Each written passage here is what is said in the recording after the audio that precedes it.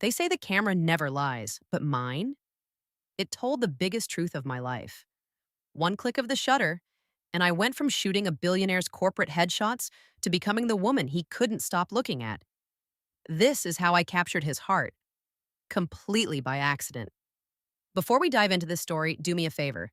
Hit that subscribe button and turn on notifications, because you're about to hear how one regular Tuesday changed my entire life. And trust me, you'll want to stick around for what happens at the end.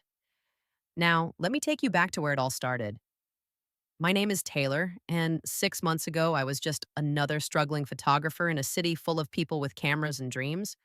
I had a tiny studio apartment where my bed was basically touching my makeshift photography setup, and I was eating ramen 4 nights a week to afford new equipment. But I loved what I did. Every single shot, every play of light and shadow, every moment I captured. It felt like magic to me. My best friend Nicole used to say I had champagne dreams on a beer budget, and she wasn't wrong. I'd take any gig I could get: weddings, family portraits, corporate events, you name it. I was hustling hard, building my portfolio one job at a time, hoping that someday someone would see my work and really see me. That Tuesday morning started like any other. I was editing photos from a birthday party I'd shot over the weekend when my phone rang. Unknown number. I almost didn't answer, but something told me to pick up. The voice on the other end was professional, clipped, and very serious. They needed a photographer for an urgent corporate shoot. Their regular person had canceled last minute, and somehow my name had come across their desk. The client was Dominic Steele. I literally froze. Dominic Steele, the billionaire tech CEO whose face was on magazine covers and business news segments. The man who'd built an empire before he turned 35. And they wanted me? Little old me with my scraped together equipment and my tiny apartment studio? I almost said no. The fear hit me immediately. What if I wasn't good enough? What if I messed this up in front of someone that important? But then Nicole's voice popped into my head. All the time she'd told me to bet on myself, to stop playing small, so I took a deep breath and said yes. The next 2 days were a blur of preparation and anxiety. I checked and rechecked my equipment, planned multiple lighting setups, and barely slept. When the day came, I walked into his corporate headquarters, feeling like I might throw up. The building was all glass and steel and money, the kind of place where even the air felt expensive. Then I met him. Dominic Steele in person was somehow more intimidating than his photos. Tall, sharp suit, eyes that looked right through you like he was calculating your net worth in his head, and cold. Lord, this man was cold. He barely acknowledged me, just nodded and said, "Let's make this quick. I have a board meeting in an hour." I set up my equipment while he checked his phone, completely disinterested. When I asked him to move into the light, he sighed like I'd asked him to climb a mountain. Every direction I gave, he followed with this impatient energy that made my hands shake. But here's the thing, I didn't let him see that. On the outside, I stayed professional, calm, focused. I positioned him by the window where the natural light was perfect, and I raised my camera. That's when it happened. Through my viewfinder, I saw something different. Behind all that ice and impatience, there was something else. Something lonely. Something human. Our eyes met through the lens, and for just a second, the whole room seemed to go quiet. "Could you relax your shoulders?" I said softly. "And maybe think about something that makes you smile?" He looked at me like I'd spoken a foreign language. Smile? This is a corporate headshot, not a dating profile. Even CEOs are allowed to look human. I shot back before I could stop myself. The silence that followed was terrifying. But then, and I'll never forget this, the corner of his mouth twitched. Not quite a smile, but close. I captured it. Click. That was the shot. When I showed him the photos afterward, he actually stopped scrolling through his phone. He looked at each image carefully, and I watched his expression change. "These are different," he finally said. "You actually made me look like a person instead of a corporation." "That's because you are a person," I replied. "Camera never lies, remember." He studied me for a long moment, and I felt like he was really seeing me for the first time. Then he did something that shocked me. He offered me a 6-month contract, personal photographer for his company's major campaign. The money he quoted made my head spin. It was more than I'd make in 2 years of hustling. I should have jumped at it immediately, but I didn't. Instead, I asked him why. Why me? He said my work had something his regular photographers didn't: authenticity. Then I did something even crazier. I negotiated, asked for creative control over my shots, for credit on all published work, for the freedom to maintain my other clients. And you know what? He respected it. We shook hands right there. The next few weeks were surreal. I photographed Dominic in boardrooms and at site visits, at product launches and strategy meetings. And slowly, something shifted between us. He started asking my opinion on things beyond photography. I learned he wasn't cold. He was guarded. Underneath all that power and money was someone who'd lost his younger brother in a car accident years ago and had been running from grief ever since. I told him about growing up with big dreams and a small bank account, about my parents who thought photography was a hobby, not a career, about every door that had closed in my face. We found common ground in the strangest places. Two people from completely different worlds who understood what it meant to prove yourself every single day. There was this one night shoot where everything went wrong. My main light failed, my backup camera jammed, and I was on the verge of tears.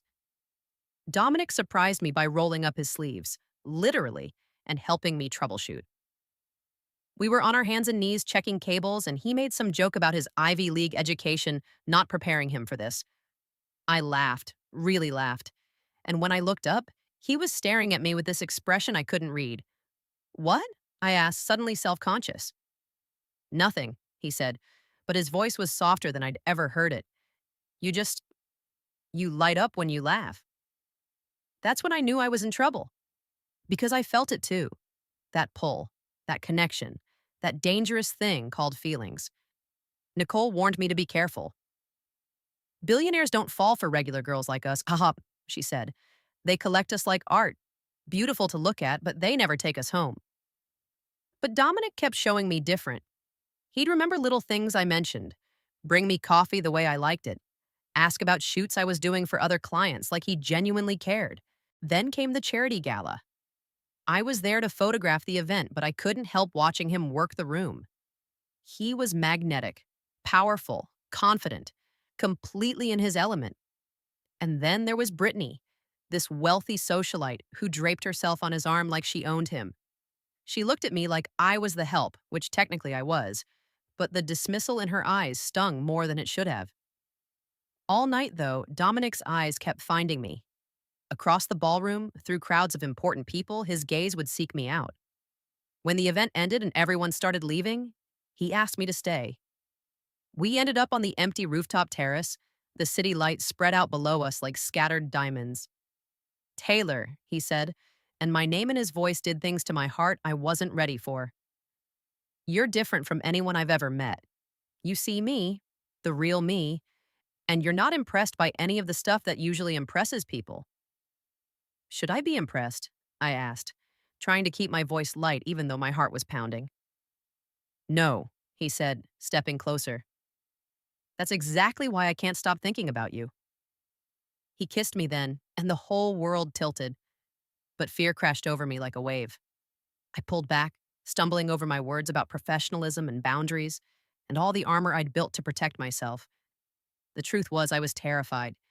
Terrified of not being enough, of losing myself, of falling for someone whose world was so different from mine. So I did what scared people do. I ran. Not physically, but emotionally. I went back to being professional, cold, distant. I saw the hurt in his eyes, but I convinced myself it was better this way. Then the tabloid photos came out. Dominic and Brittany at some restaurant looking cozy. The headline called her Steele's Mystery Woman. My heart shattered into a million pieces. I felt like such a fool. Of course he'd go back to someone from his world, someone who fit, someone who wasn't scared. I called his office and quit the contract. His assistant sounded surprised, but I didn't care. I packed up my equipment from my last shoot at his headquarters and left without saying goodbye. Back in my tiny apartment, I let myself fall apart. Nicole came over with ice cream and tissues, but she also brought truth. She showed me her phone, A gossip site had already debunked the tabloid story. Brittany had staged the whole thing, invited photographers to her family's restaurant where Dominic was having a business dinner. He'd released a statement calling it harassment, and he'd been calling me. 12 missed calls, 15 text messages, all saying the same thing. Please talk to me. Let me explain. Don't run from this. I realized I'd done exactly what I was afraid he'd do. I'd hurt him first so he couldn't hurt me. I'd let fear steal something beautiful before it even had a chance to grow. I was still sitting there crying into Nicole's shoulder when someone knocked on my door. I opened it to find Dominic standing there in jeans and a t-shirt, looking more human than I'd ever seen him. He was carrying a large box. Before you slam the door, he said quickly, just let me say one thing. I nodded, not trusting my voice. He set the box down. It was full of professional camera equipment, stuff I'd mentioned wanting but could never afford. I bought this weeks ago, he said. I was waiting for the right moment to give it to you, but I realized there's never a perfect moment for truth. Taylor, I don't want you to change. I don't want you to fit into my world or become someone you're not. I want to be part of your world. The real one, the one with ramen dinners and tiny apartments and dreams bigger than bank accounts. Tears were streaming down my face. I got scared, I whispered. You're Dominic Steele, and I'm just... You're Taylor, he interrupted. The woman who sees people when everyone else sees profit margins. The woman who made me remember what it feels like to be human. The woman I'm falling in love with. And that terrifies me too, but I'm done running from things that scare me. I looked at this billionaire standing in my cramped hallway, offering me his heart with shaking hands, and I made a choice. I chose brave over safe. I chose possibility over fear. I'm falling for you too, I admitted, and it scares me to death. Then let's be scared together, he said, and pulled me into his arms. That was 6 months ago. 6 months of learning to navigate two worlds, of building something real, of choosing each other every single day. My photography career has exploded, not because of his money or connections, but because I found my voice and my confidence. He supports my dreams without trying to control them. We argue about art and business and everything in between. It's not perfect, but it's real. Last week, he asked me to photograph something special for him.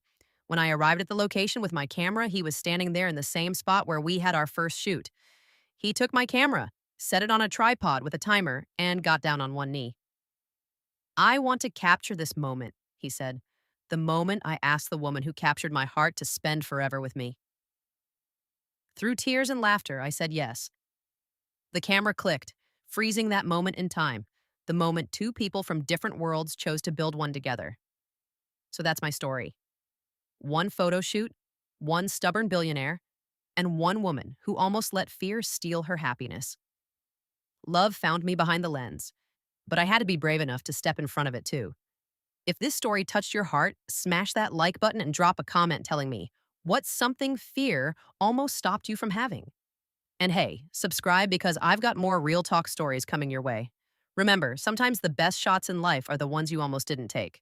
Until next time, keep capturing your moments and your dreams.